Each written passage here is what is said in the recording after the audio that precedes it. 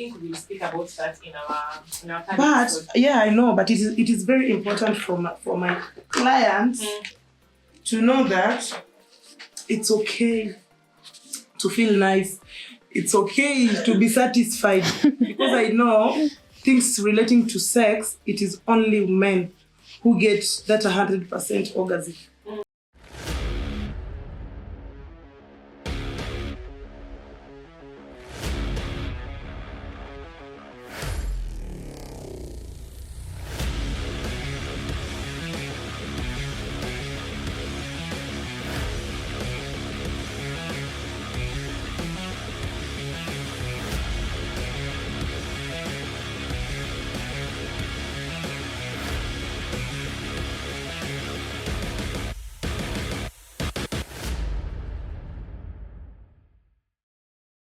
Hi, beautiful people.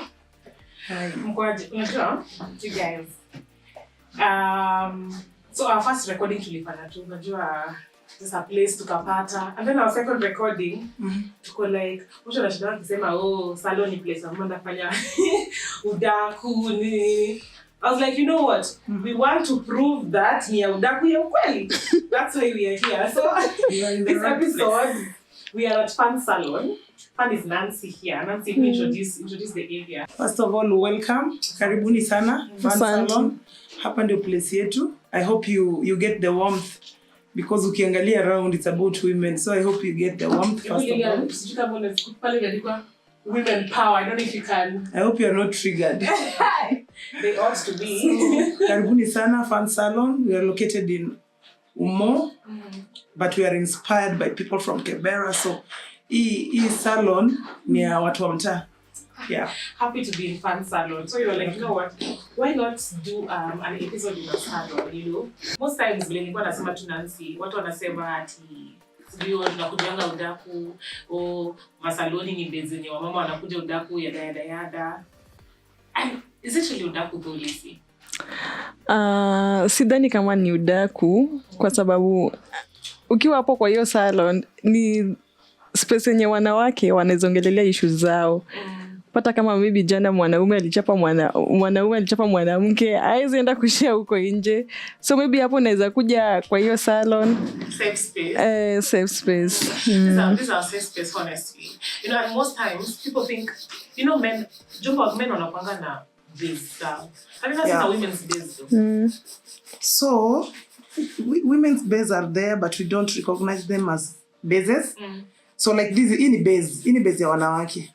Hata ukiingia hapa, unaona tu ukuta. So when men come here, they ask me, why is it about women? All over women. And I'm like, my clients are women. I only understand being a woman. So what else do you want me to do? So some men are really triggered by the fact that when they see, especially their women's power, it really triggers them. And when women must lead such but they must lead. Messages that are on the wall, it really triggers them. Na mimi najua hii ni base ya wanawake, and I've made it a safe space for women that they can come here anytime.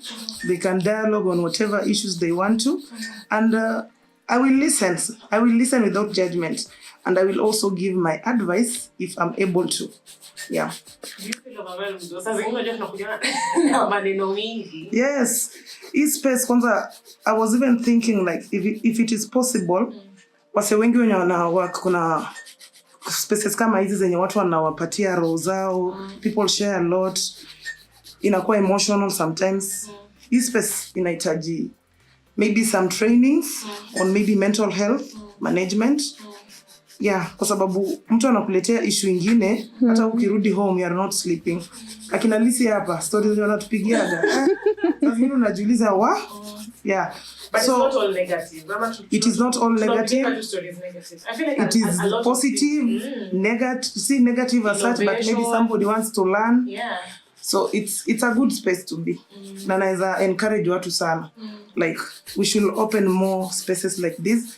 Na any person out there mwenye ako na salon, just make sure it's a space that women feel good when they are there. But then where do you feel like the negativity about salons come from? Because someone would say, Mnaenda sasa kupiga udako kwa salon. And you see me, I think nowadays placing in Nico, I don't even unanile kujitetea. Like hapana, acha nipe udako, like yeah, that is what you are going to do. Because sharing our stories and learning from other people's stories, honestly, Joma. And even if it's negative, you learn from negative things as well anyway. Yeah. Yeah, unaona. So where do you think the negativity comes from? I feel like it's just like a patriarchal way of seeing things. The notion, So, like, venye watu wanai-perceive. Like the notion where thank you so men, but most of them men wanaonanga tu salons are a place where women select like a lot of negative things zinasemwa. Mnakuja kwanza kununua nasema huko mali mnaenda kutoa uchi wa maboma zenu, manyumba zenu. Mimi naweza sema ushaona wanaume wakiwa kwa bar, si wao wanatusengenya. Sasa sisi tukikuja kwa salon. Sema hiyo tena kubali. Ushaona wanaume wakiwa kwa bar, wenye wao wanatusengenya. Sasa si kwa salon. Hapo ndo tunaongeleanga stories zetu. Kama ni single deadly ni hapo. So they think tukikuja kwa salon, ni udaku tunakuja kupiga, hakuna kitu kingine. Unashaona hadi mwanamke like ana feel like anataka kwenda kushare kitu na bwana yake, then ako like hiyo najua ulitoka kwa ile salon ulikuwa umeenda. Kwa wale mama wenye unakaanga, hao ndo wanakuambia hizo vitu. Akina mbona mtu anasemanga ati wale mama unatembeanga nao. Akipatriarchy, like what the hell? Ati wala mama unakanga nao ndio wamekufunza hizo vitu. Then where are you supposed to learn, by the way? And then why do men think that maybe actually that there are men who feel like women should not work? So you know such caliber of men. Yeah. So I feel like ukienda kufanya kazi au utaingizwa Utamea pembe. Thank you. Utamea pembe. Ama sijui utaonwa na wanaume wengine. You know, like such things. So you rather stay in the house na kwa kikupatia like 100 shillings. Ya nini. But let me tell you how women are smart. Kitu ya kitambo Joma. Au mama alikuwa anapeanga so wanaingia kwa chama ya mbao. So 2020 unapata the but hata when we were coming here I was telling akina Lily and akina Lisi about financial empowerment for women. Because at a point 2020 alafu at the end of the month tunapata mwanamke atabai. Watenda kamkunji. Wabai nini? Besheni. Vitu kama hizo, which is not bad, but surely how many beshenis do you do? Surely. Unaona vitu kama hizo. How long will you buy the shame? How long? But tunapata most of them were upload hiyo 2020 alafu unajua kuna ile unajua upload unajua vile mtani na unaona. So probably tuna quote on quote tuna PM on who has most besheni or the best besheni ama you know, which is not a bad thing, but I feel like we should also grow from there. I don't know what you think about that. When kwanza tunakuja kwa notion, mimi I'm a living testimony about notion. So my father is a very patriarchal person. Headmaster. When I was growing up, I used to make hair. So I started it in primary school, pale kwa nyasi, pole. Then I was gaining these skills. Nikaanza kushuka sister yangu mkubwa. I used to make her hair. She used to look nice. Watoto wa shule, my younger sister akienda shule mimi nilikuwa namfanyia lines. My mom namshuka. My father was really against this. Ako tu wachana na hizo maneno ya kushuka na shukana. Wachana. He really discouraged me. Unaona? So it even took me so long to realize that I wanted to do this because he was discouraging me. Kifika stories za tamaduni. So I used to hear that mtu kama mzazi wake, like mtu lose husband ama lose mtoto, you are not supposed to touch their hair. So my father was also against like usishiki hizo kichwa za wamama. Siku moja alikuja kaniambia unashuka kichwa ya wamama na labda mtoto wake amekufa, then itaku like kuna kitu kama sijui laana, something of that sort. So he really discouraged me. And I was just doing it ile for fun. But even up to date, he sometimes calls me, like even this year, my father called me and told me he wants me to go and help him manage another business. And anafanya vitu za engineering huko Busia. And I'm like, I have my own business and I'm doing this passionately and I love this. I'm also trying to make an empire for my kids. So you want me to come tuendelee na hiyo yako na mimi watu wangu inherit me. Like for this, even up to date, my father is not for this. But I do it and it pays my bills. It gives me that extra money that instead ya kuomba mtu I have. When you're writing those compositions in primary school, zile za helter-skelter, and then as fast as you remember those things. What did you want to be when you're writing those compositions? I wanted to be engineer, kitu kama hiyo, kwa sababu hata nikafanya physics secondary kwa sababu I wanted to be an engineer, and this engineer was inspired by the work that my father was doing. But later things change. Vitu will change. It's a long story. Because I think Mimi, I wanted to be. So when I was young, I was watching this NASA video. You know, that NASA's a space. My dad exposed me to that at quite a young age. So nilikuwa na vitu za NASA. So I wanted to be a scientist. And then sijui change. I was like, okay, probably doctors look nice in those white coats. Yeah. But I actually became a scientist. Mimi sasa niko scientist wa mama. Me. Scientist wa mama, bro. This what you want to do. So, hata mimi about salonist, I think passion niko nayo because my mom is a salonist. I can do nails, naeza shuka, but then ilifika point ingine sijui roho tu ilikufa because I wanted to go and do beauty and hairdressing, but mabangu wakasema angi kumodhigo kikikel na watkarka. And I remember my mama alipata kazi Lang'ata. Ati hizo vitu za mafuta staki hapa kwa nyumba yangu. So my mama alipata kazi Lang'ata na aka communicate na babangu akamwambia like umejua my mom is a good salonist by the way. She does my hair very well. Aka communicate na babangu akamwambia ampata job na nataka kwenda kufanya salonist. Wacha babangu asikie. Hey. Ilikuwa kesi. So my mama to open a salon hapo karibu. And there's this notion that hairdressers are promiscuous. Yeah. Yeah. Me, I even get some comments hapa nje like mtu kwanza ananiambia mimi sisi taka kuenda bibi yangu. I'm like, na wewe unataka kukaa na mimi lakini mimi utaki nikae na bibi yako. Preach sisterhood. Hataki ukae na bibi yake lakini yeye anataka kukaa na mimi. That is how patriarchy works, man. At my mind, like the way I reason and I feel kama ako too threatened. I'm like, kwani na reason aje? And you know the beauty industry is a multi-billion. Yeah, it is. You see people like Betty Challenge. I love Betty Challenge. Only in the powerful woman. Only Madame was into PTR, the social media, the harassment and bullying, but she's still standing. But she still went ahead and opened a salon. These people know what they're looking for. Yeah. But this notion of people thinking that hairdressing or salon were promiscuous. Well, kwanza there's this tagline, mama hawana mabwana ama wakuharibu madoa. Like it comes up a lot. Even let's just hit the nail on it. Like those are prostitutes. Actually, they call us prostitutes mostly. Do you get that a lot? I find some comments maybe in social media kwa watu. Though mimi kuna mtu ameniambia direct kwa sababu pia mimi nakuanga inaitwa ajile stiff face.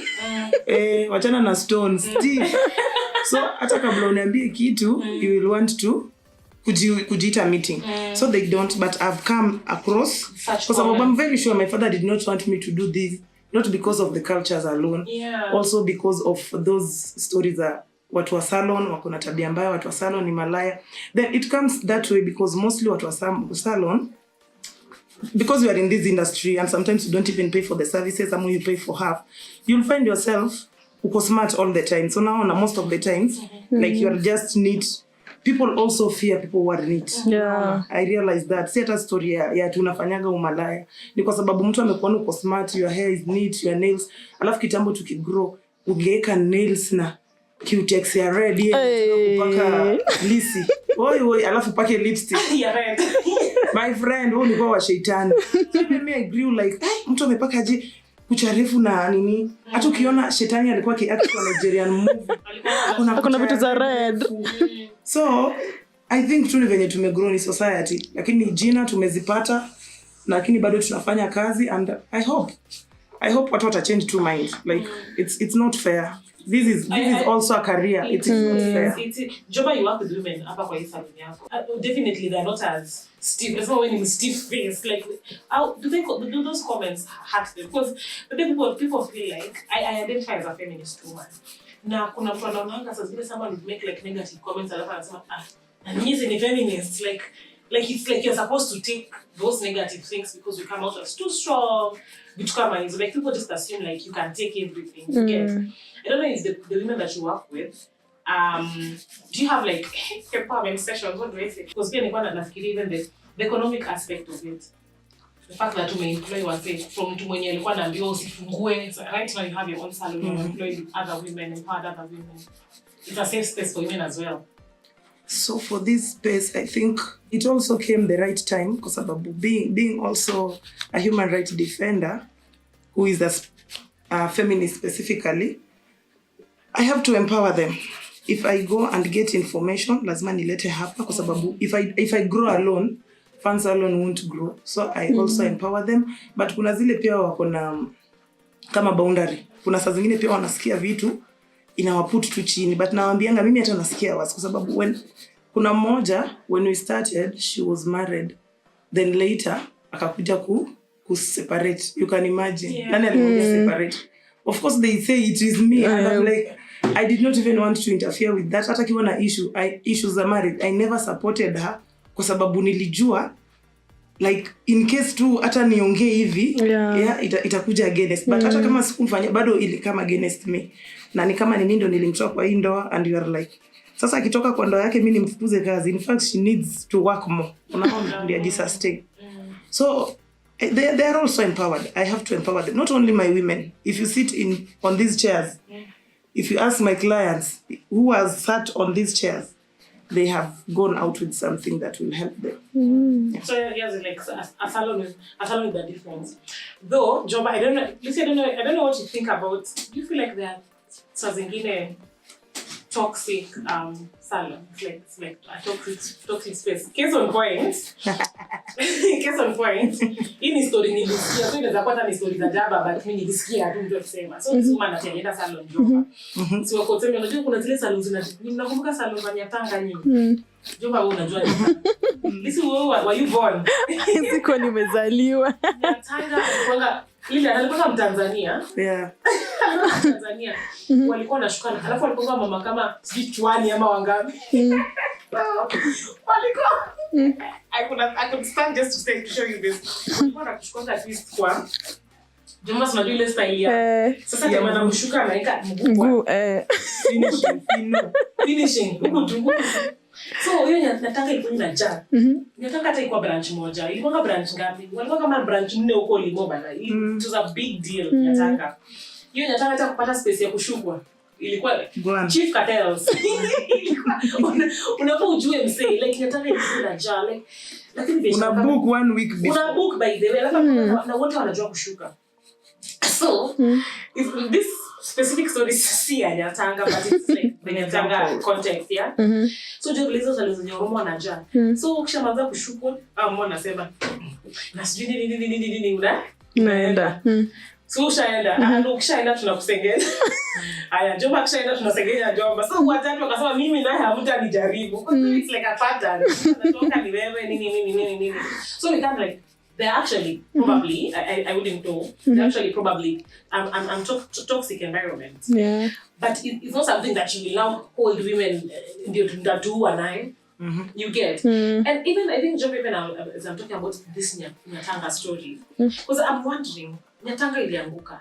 Like how? Like that was a big deal. Nyatanga Joba you know Nyatanga. Lizzie probably was young. This is a Gen Z.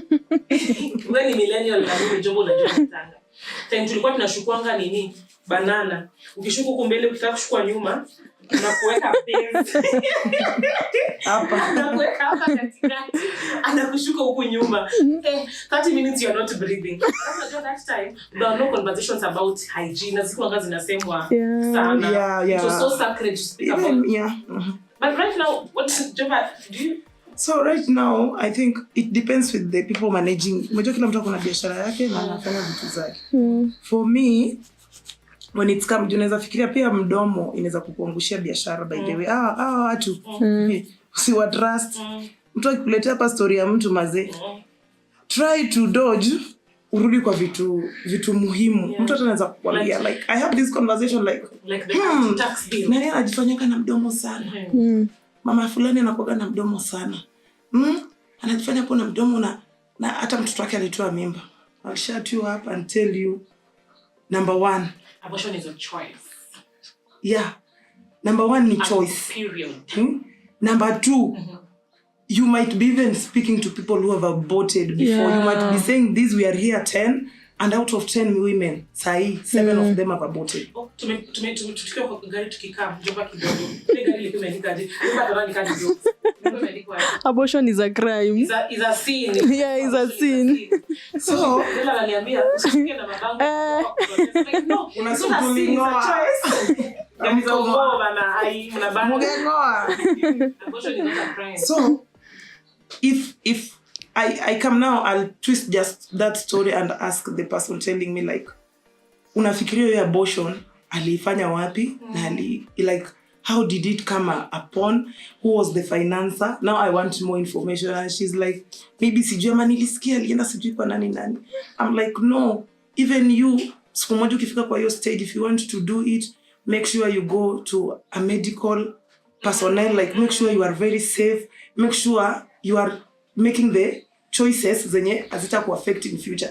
So now unaona nimetoka kwa story ya fulani mtoto wake alitoa ball badala kuchangia niseme Terry that was so wrong, nafanya unajua nimeongeza moto, but never have given her information kwa sababu pia yeye maybe at that point anaongea hajafanya, na maybe pia anaweza kuwa anaongea alishafanya lakini anataka tu information akae vibaya. Mwenzake akae vibaya look ni kama yeye ni satanic kitu kama hivyo. So I make sure I go out there, fetch information, fetch the right information, because I realize ukideal na watu wengi for sure wewe ni kama daktari. Tujaenda hizo training lakini wewe ni kama daktari. Saa zingine unapeana medicine. No wonder wanasema maybe sisi ni wabaya kwa sababu kweli you will tell somebody something and maybe they will go and wataitumia. So it's very important for me, Nancy, to go get the right information, updated information. I go to other salons for something like maybe I say benchmarking. I will go listen there. I will nitasoma vitabu sikuzi Google liko, nitaenda kwa Google ni Google. Ndio at least nikiongea na client mwenye kuna issue naweza mpatia information yenye iko valid. Si kuongea tu. Unajua there is I love that Nancy because I feel like salons are kidogo like research. Unasema kama unasikia alifanya abortion kama inaweza kuinform that okay, I've had this story quite a lot of time. Kumaanisha is something that is happening even in my neighborhood. Ama place yenye salon yako iko. And watu wanachukua doctor. So like just giving women information of like, you know what? Yeah. Go kuna post-abortion care. Women actually don't know about even post-abortion care. That is there. I think the post-abortion care was returned in the Nairobi Finance Bill. The one they wanted to cut off. Yeah, they wanted to cut it out of the Nairobi Finance Bill 2023. But it was reinstated by the way. Yeah. So women actually don't know that if in case you go through abortion, post-abortion care that you have to go through. How are you? And this isn't it to always end up the church doesn't allow us positions. So I feel like salons are a safe space where we can talk about this. In fact, I feel like probably this can even inform our next project. Who knows? Where we empower women wa salon. Because we imagine how many, and even mentally, to apeleke debrief Nancy. I need that. Because we imagine tunakuja kwambie Nancy, boyfriend yangu alinipiga. Nancy, I feel like niko na kaswende. Niko na sexual that. Yeah, sexual partners nifanye nini? Kwa sababu venye tu umesema ni safe space. Sasa zenye umeendelea kusengenya mtu hujaleta solution. So you'll also realize when you speak more to these women, akuje round 2, round 3, they will now start telling you. Mimi watu wengi wameniambia hapa, I had an abortion. I had an abortion when I was in secondary. I had an abortion, my husband told me to have, and I'm like, so this thing has happened to a lot of women. But they won't speak. Like, my husband told me to get the abortion. Yes, they won't speak if you condemn them. They won't say. Every person has a story. Unaona kila mtu akona story yake, hata kama si abortion, mwingine ameundwa huko nje. Atakuja hapa kwa sababu mnaongeleanga venye watu mpaka mnafanya msheni yule hiyo kicheko.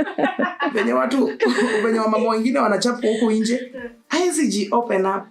Lakini they come here and they see together we can end gender-based violence.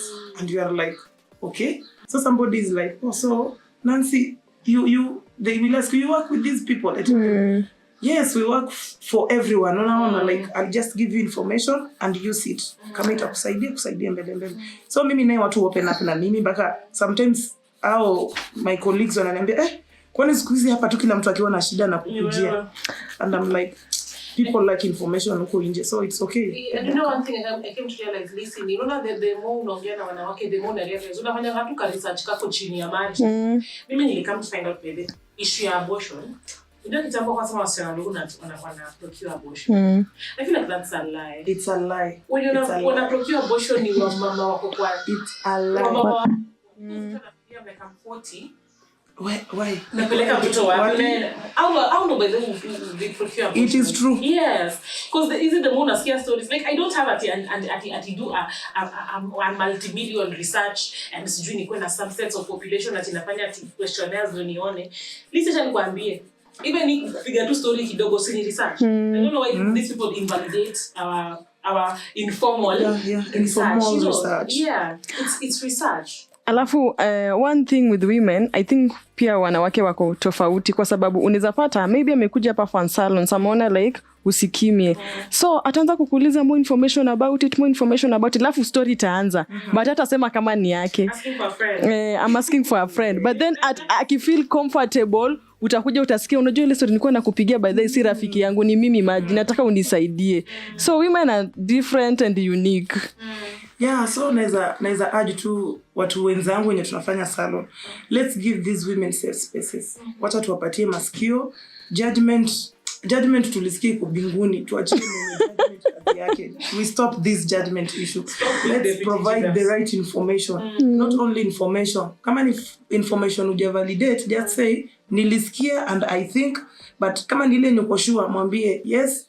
If you are going through GBV and you feel you want to step out. But if you feel you still want to stay, it's also okay to stay. But jua, the more you stay, these are the things that might happen. Yeah. So tupeane tu the right information. Kwa sababu hii sector jina ilishaharibika. So hata unatengeneza nini? Yeah. People don't want to be told the truth. Yeah. Patriarchs are patriarchs. They want to win.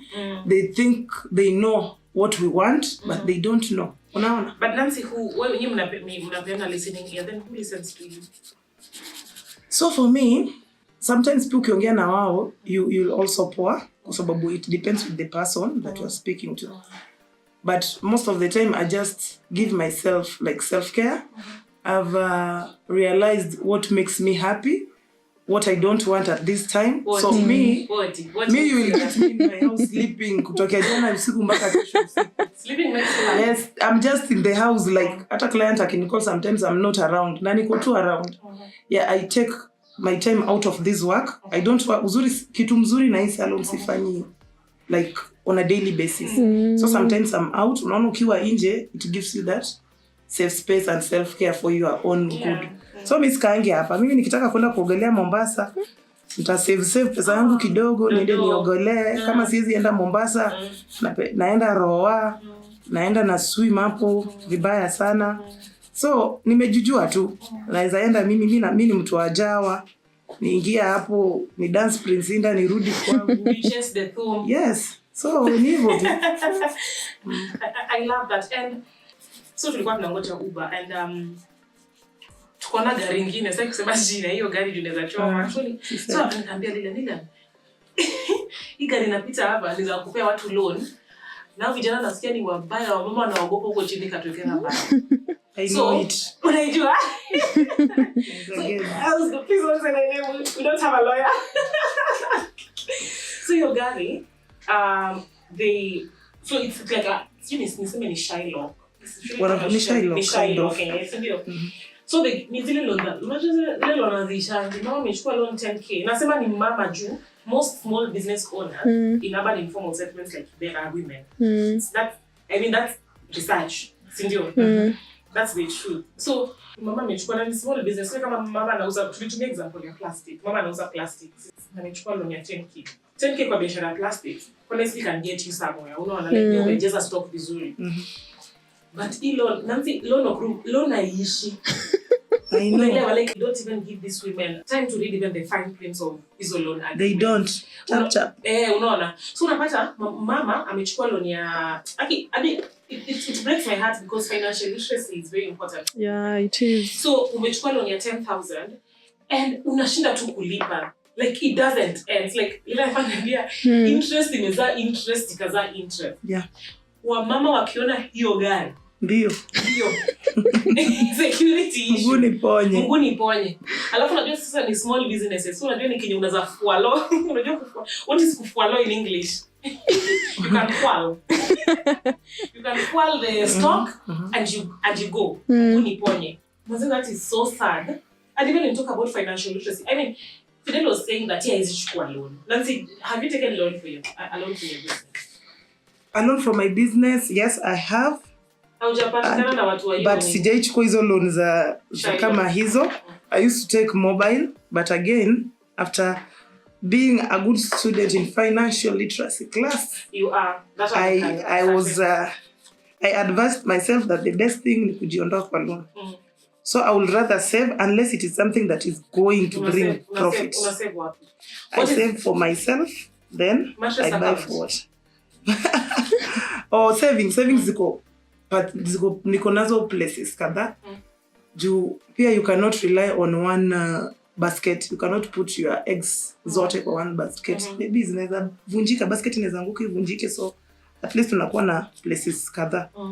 So places kama sako, also you save in a sako. Places kama bank, you can just put your money. Then of course unatakanga pesa ya emergency ya sijui nini ilifanyika, nataka pesa ya fulani. Unaweza kuwa na hapo kwa hiyo mattress yako kama inawezekana.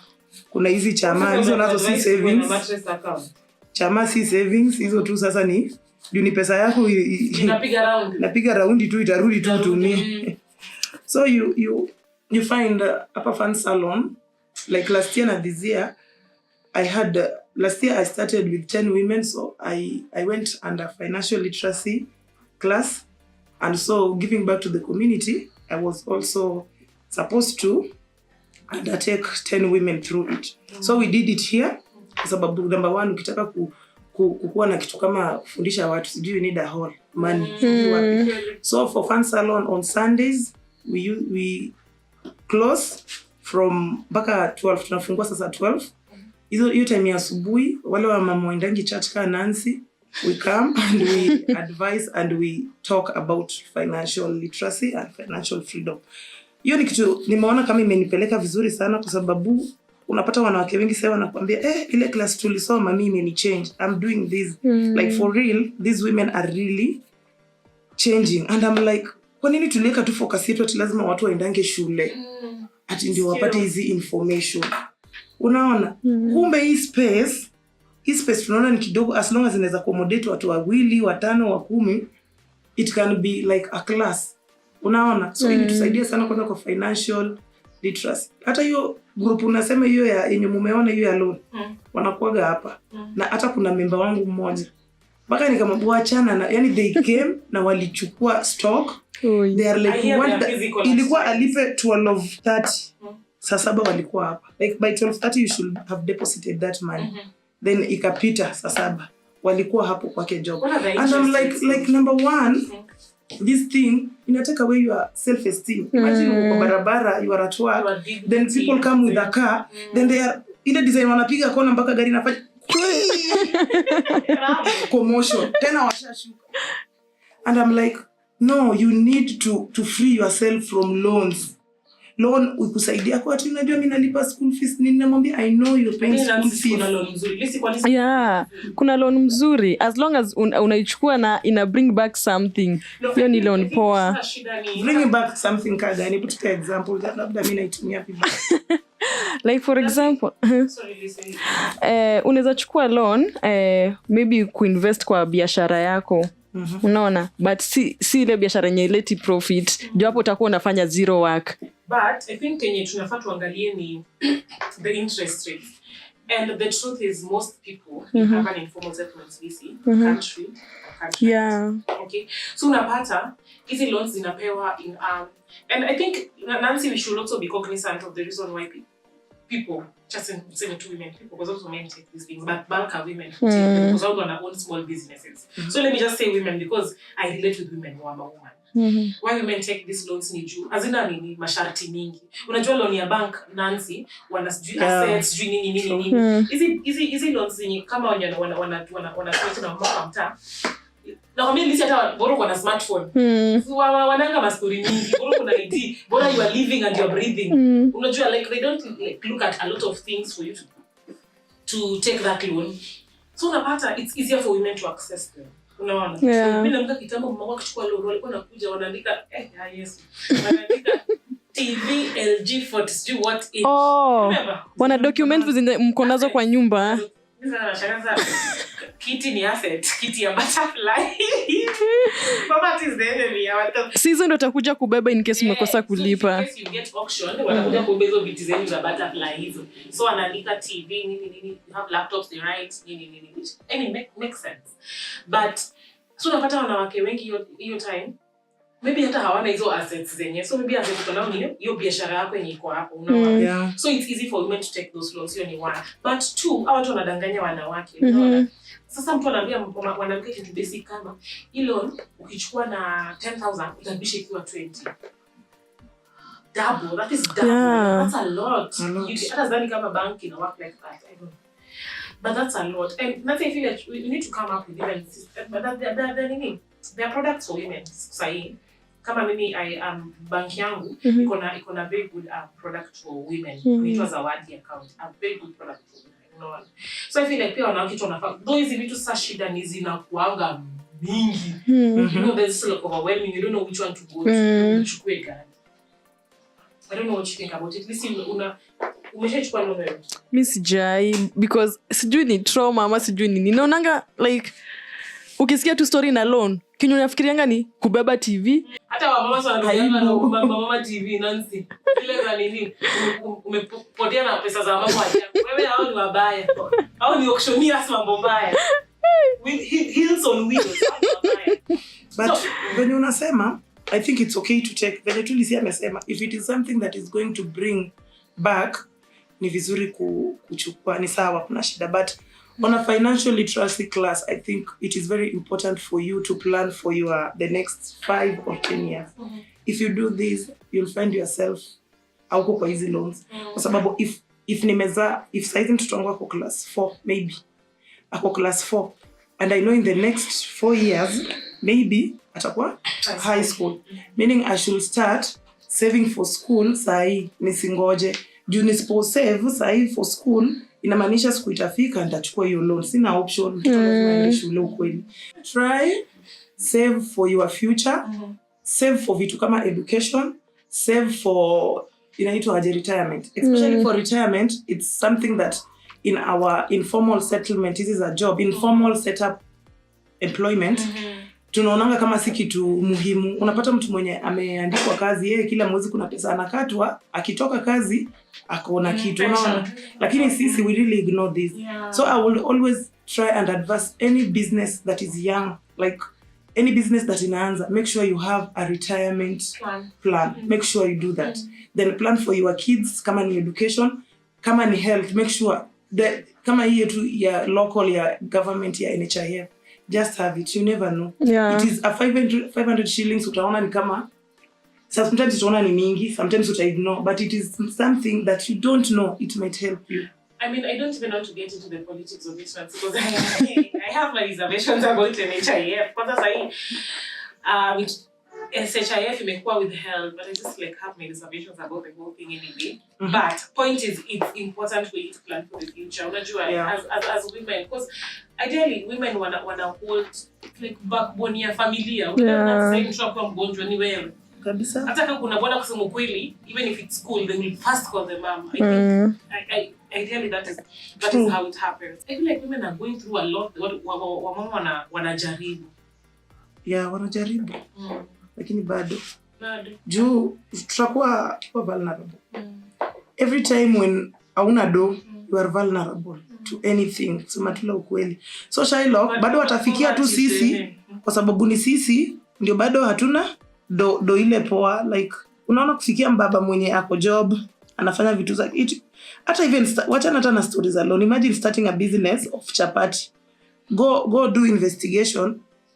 A woman who is starting a business for chapati and a man will start like with a bell. Utaona make up chapati stairs. Lakini mama utamwona na ile unga ndogo, my friend, 1 kg. She's really struggling. Like, it is so hard for women. I know we are still vulnerable to these chylocks and will still be. Lakini kama mtu anaweza jitoa ni kama ukombozi. Ama nianzishe nini? It will be better for you kuachana nayo. I would advise you to stop it.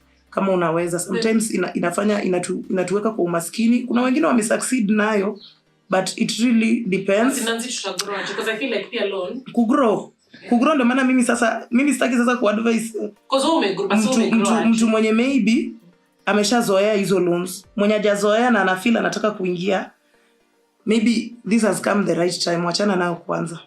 If you can save for your future. Unajua vizuri sana mtoto wako anaingia class 1 in the next 7 years, maybe umezaa anaingia pre-unit in the next 5 years. Tafuta mahali utakuwa unamwekea hiyo do, ama anza biashara. Tafuta mahali na generate income. Hata ukiweka hiyo pesa inazaa. Unaona, at least kujikopesha ni better than kukopesha mtu. Hivyo tu ndio najua. Afadhali mimi nijikopeshe. Ukienda kukopesha mtu inakuja na maibu mingi. Hakuna raha kwa takers. Ni raha tu kwa wenye wanapeana ukweli. Hata kama tunafurahianga ati tumepewa, it really inakuweka dignity yako inakuja chini. Yeah, so mama wengi kwanza wenye mimi nawajua kwa pale kitongoji duni wanaita hivyo, si ndio? Tuache tu, tungangane tu, tujiplan kwanza. Kujiplan ndio muhimu. Na tukichukua hizo loan make sure unarudisha.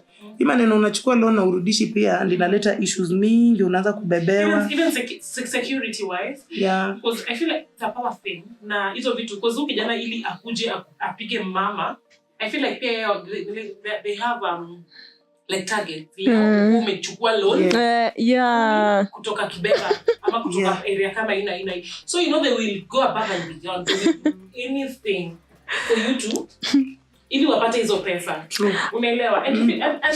And you know what? People who own these apps. Unadhani ni wasamta? Allow me to share this.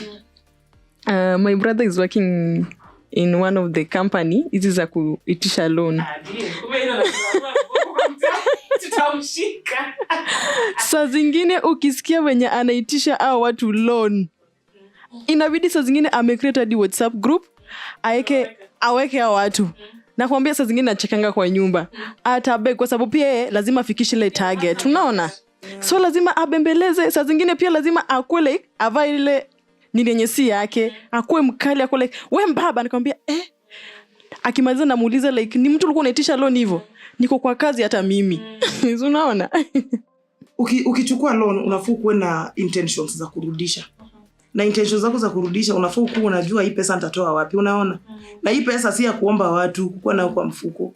So ni sawa kuchukua loan but ujue unairudisha through which means usichukue loan na hauna income.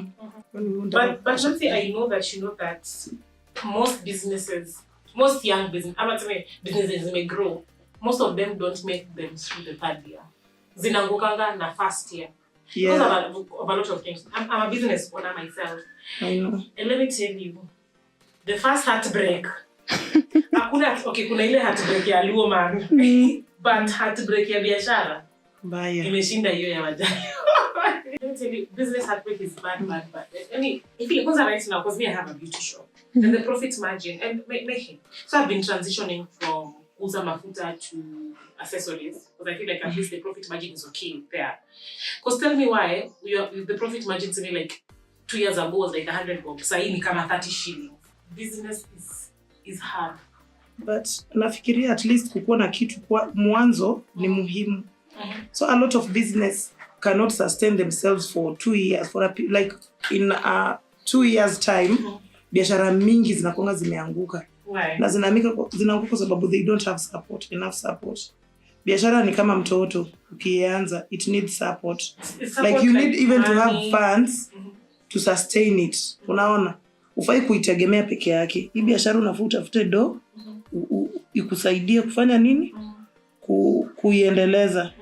So that is why unapata biashara zetu mingi zinakufa within 2 years. But biashara yako kama imegrow from 2 years, ikianguka maybe ukimake effort, hiyo ni biashara ita succeed most probably. I also think wanawake pia wanafaa kuwa empowered on financial planning, because hapo ndo watajua matters of savings, budgeting, vitu kama hizo, because unaweza pata maybe mtu ako kwa chama hiyo ya merry-go-round. Unajua merry-go-round by the way hakuna kitu nasaidianga, ni kama kulend mtu pesa na But maybe nasaidia. Mimi sioni merry-go-round imejitoa kwa mama. Wewe unaona merry-go-round ikifika December. Tunang'ara hapa nje vipasa. merry-go-round. But listen, let me tell you, it's not that bad. About it as where just women meet and celebrate their small wins. Yeah, I think about it like that. Sijui kama ni wrong, so mimi niko kwa chama pamoja. Na hiyo chama ni, I think for me I mean I can save. Sasa zingine na saving kwa mshwari. Mimi pata mshwari works for me kabisa. Na lock alafu nitaitoa nini later, yeah. But also niko na savings account with GTB. So that works for me as well. They have a very good plan for women.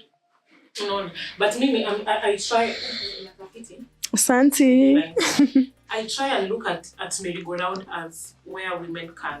So for merry-go-round I'm also in support because I do merry-go-round. Unaona, but pia ukicheza merry-go-round saa zingine ukweli kujiwekea do inakuwa ngumu. Hata wakisema sister yangu mwingine ananiambianga wewe nakujua na machama.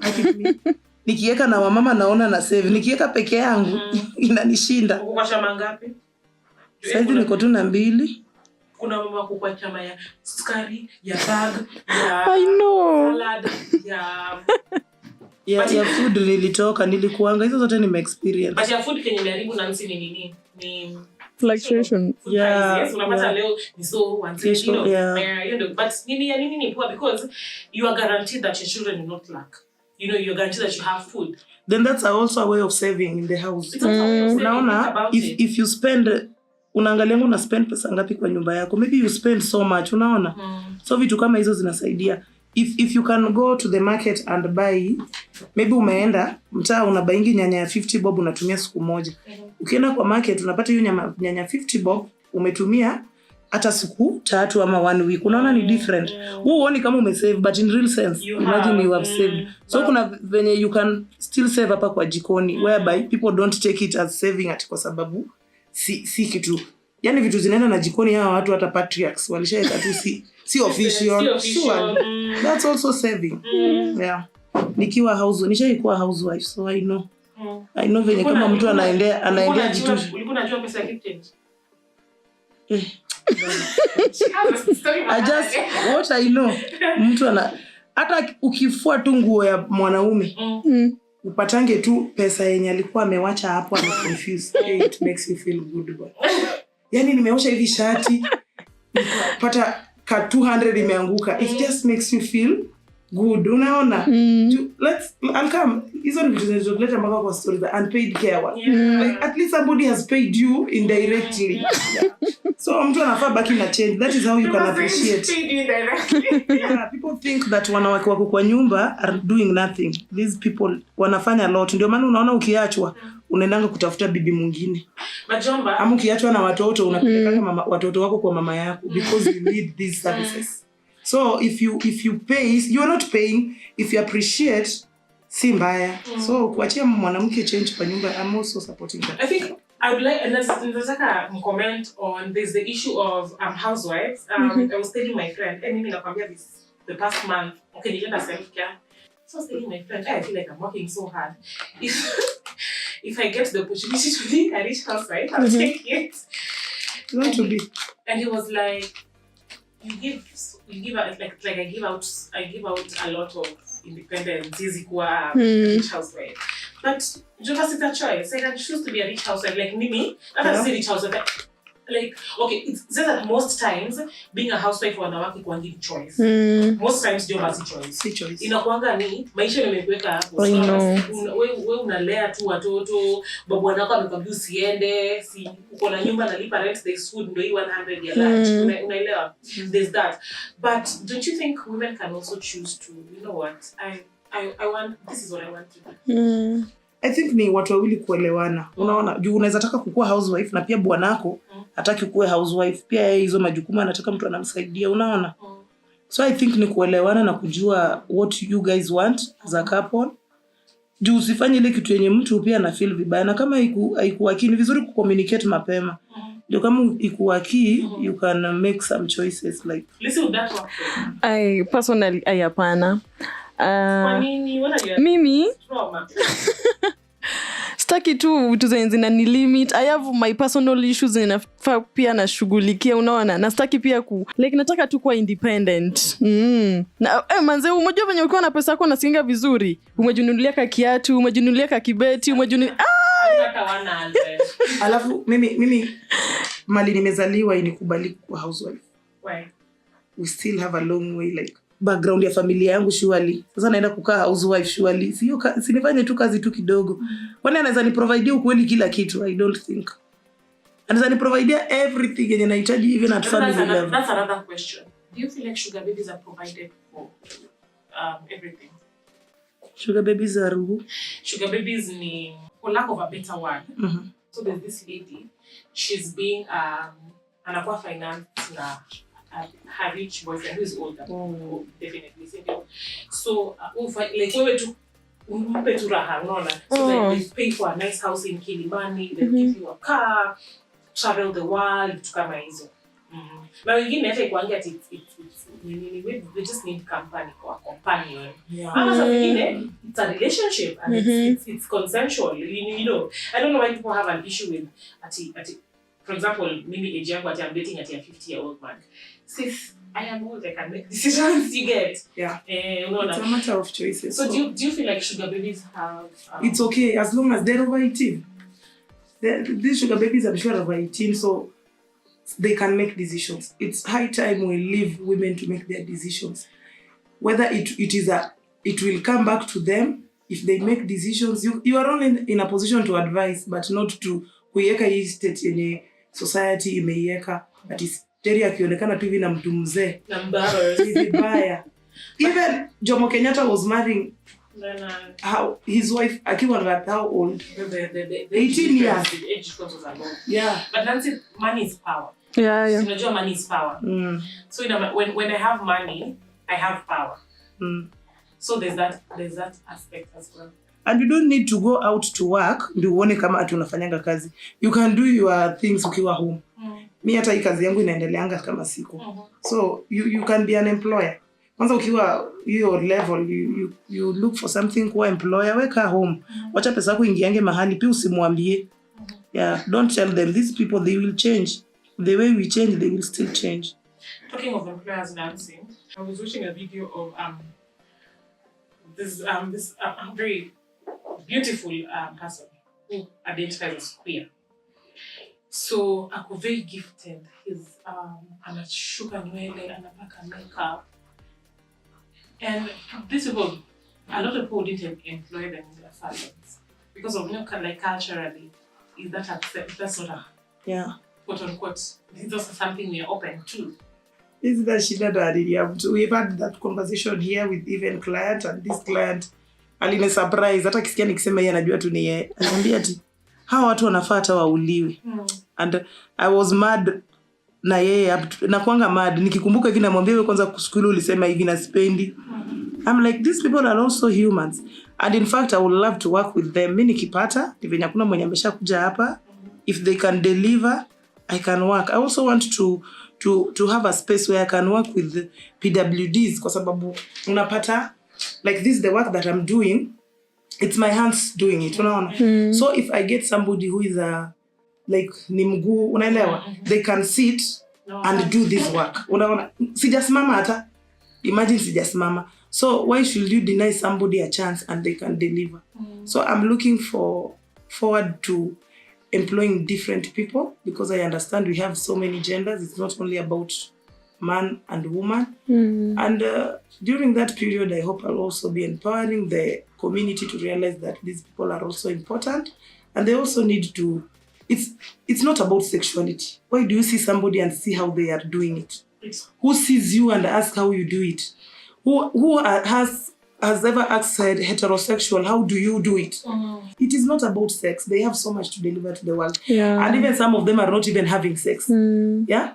They are just wamejitambua tu hivyo. And you can even find out that they have never had sex. Yeah? So you see them and you want to kashifu kwa kijinsia yao. Yo nadhani kwangu mimi, hapa kwangu, kitu kama hiyo siwezi taka ifanyike, and I'm open to any person. Kwanza for the PWD, kwanza nikipata, I'm looking forward to employ someone on this or them. Talking of pleasure, since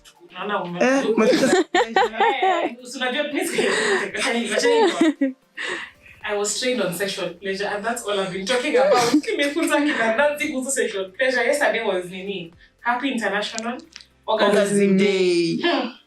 We cannot end this before talking about pleasure for women, and we are trying to normalize conversations with pleasure. As we finish, we are finishing on a high. So tangu ni funzo about sexual pleasure. Actually, that's all I've been nikipatana tu na mama wawili talk sexy.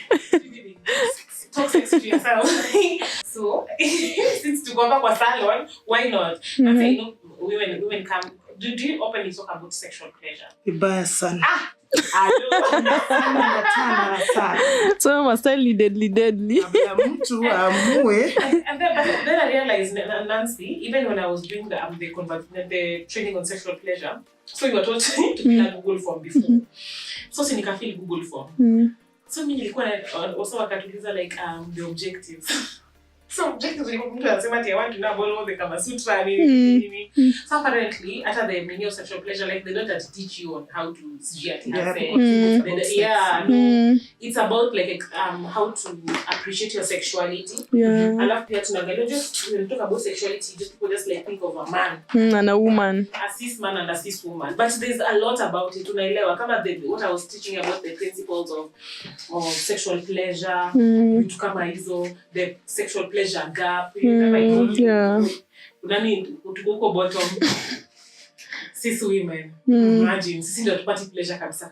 And ni black especially. Black cis women. You want to do intersectionality, black cis women living in urban and informal settlements. Hata bita maocha. Are the least people to. Are the like so in short, the three of us or pia na Kopale plus you. The four of us. So we are in the borderline of uko chini kwa sexual pleasure. So I feel like I am very passionate about it. Nancy, when wakikuja hapa, tell them the principles of sexual pleasure. I feel like salons are a very good space where we can talk about sexual pleasure. Because tunasema si kila saa tukiongea sex tunaambiwa precaution. Yeah. Utakufa. Yesu, Bwana Yesu. Nini? That is why hata unaona venye salon yangu iko ndani. Yeah, I just wanted ikuwe tu mali mtu akiongea. Kwanza when I started, you start from somewhere. Vile tumesema biashara. Uanzi mahali hata hapa mali niko nataka ni move ni grow. So tulikuwa kwa mabati. Mabati tunajaribu tu kuongea hivi. Mpaka baba mwingine hapo wa mbao. Alikuanga nikianza tu kuongea hivi, ameshafika na kiti amekaa kwa jirani. Na client akamwanza alikuwa anamuita Minonyango. So akisema Minonyango, I know like he's around, so don't.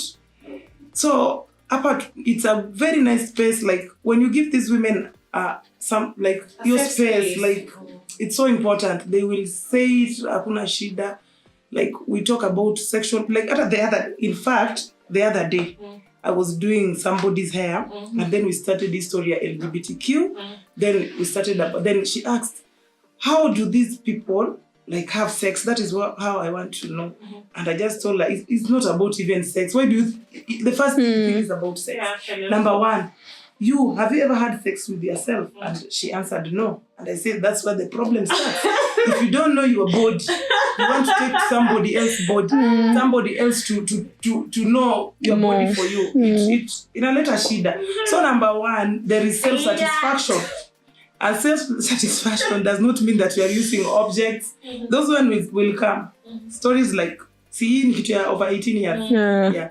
Vitu kama sex toys, it's okay to use them. If you want to use them, use them. Somebody should not deny. Patriarchs denied you to use them because they know you'll get pleasure. Finya. They will know. You will get pleasure. They will deny you that. Unaona?